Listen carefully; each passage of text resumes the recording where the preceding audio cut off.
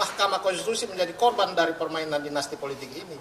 Sehingga kita tarik dia sebagai turut tergugat supaya dia bisa berbicara juga di peradilan nanti. Terdaftar di Pengadilan Tata Usaha Negara dari tim Demokrasi Indonesia dan Perkat Nusantara.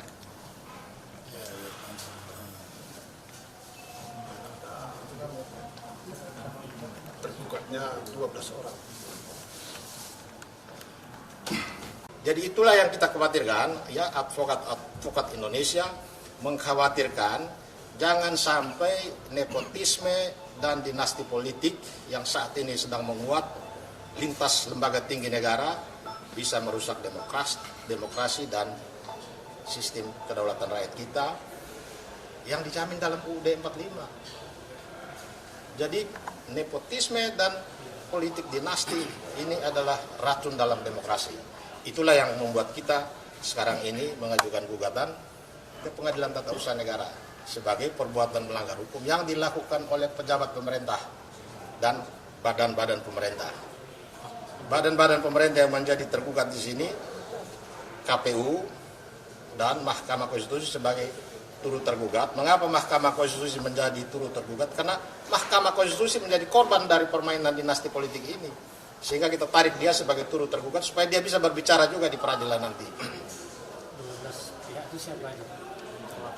Tergugat 1 Presiden Jokowi, tergugat 2 Anwar Usman, tergugat 3 Gibran Rakabuming, tergugat 4 Bobi Nasution, tergugat 5 Prabowo Subianto, tergugat 6 KPU, turut tergugat 1-nya Mahkamah Konstitusi, turut tergugat 2 Saldi Irsa, turut tergugat 3 Arief Hidayat, keduanya hakim konstitusi dan 1 wakil ketua Mahkamah Konstitusi, turut tergugat 4 Ibu Iriana Jokowi, turut tergugat 5 Kaisang, turut tergugat 6 bocor alus politik Tempo.co. Mengapa Tempo.co kita tarik menjadi pihak dalam perkara ini? Bukan karena Tempo.co bersalah, tapi Tempo.co secara berturut-turut mengungkap bagaimana dinasti politik, nepotisme bermula dari Solo. Itu kata Tempo.co. Semuanya bermula dari Solo. Bahkan Ibu Iriana dijuluki di dalam Tempo.co itu sebagai Ibu Suri. Pembicaraan tentang kapan rencana untuk mencawapreskan Gibran itu terjadi sudah setahun yang lalu.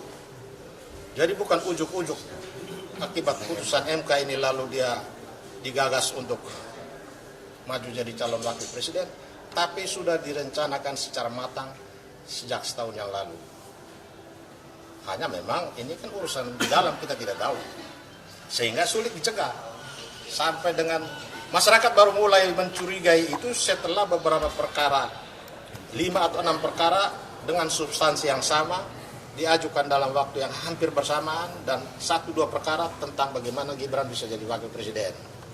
Itu berarti hitungan-hitungan masyarakat bahwa saat ini kedaulatan rakyat bisa digusur, ya bisa digeser melalui dinasti politik, bisa jadi kenyataan. Sekalipun hasil pemilu memenangkan misalnya Anies Baswedan, paket 01 dinyatakan menang, kemudian paket lain menggugat ke Mahkamah Konstitusi, ini tidak menjamin bahwa kemenangan melalui hasil pemilu itu bisa dijamin akan menang terus di Mahkamah Konstitusi, karena Mahkamah Konstitusi punya wewenang untuk membatalkan. Karena dia punya wewenang untuk membatalkan, maka ketika hakim konstitusi atau ketua MK berkepentingan, dia memiliki konflik kepentingan kemudian membatalkan hasil pemilu, bisa saja karena memang dia berwenang.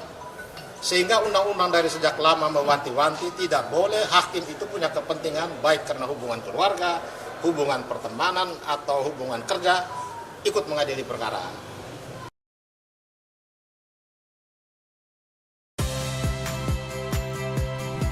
Saya Audrey Chandra, saksikan program-program Kompas TV melalui siaran digital, pay TV, dan media streaming lainnya. Kompas TV, independen, terpercaya,